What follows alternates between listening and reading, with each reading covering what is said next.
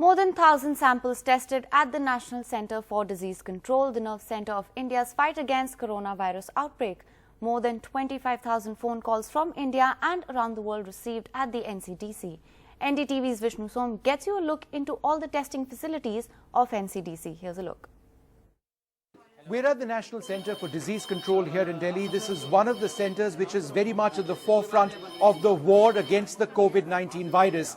Each of these individuals have been working 12 hours non-stop. They'll be replaced with another crew in this operation centre, as it were, this call centre here in this facility in Delhi, where people not just from across India but around the world called up.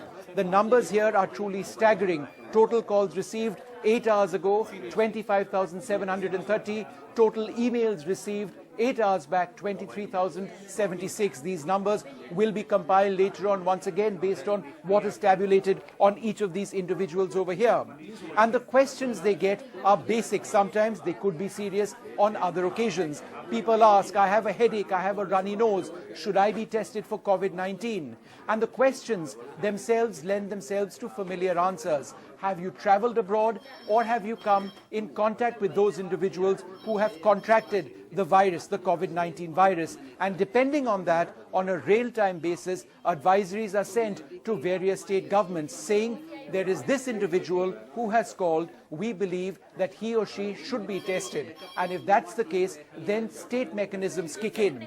It's a long, difficult and complicated process, particularly as the number of people under observation goes up dramatically in this country, and particularly after India has now put into effect a series of rules to ensure that we are as protected as we can be against coronavirus, one of the deadliest, one of the most infectious health outbreaks in history.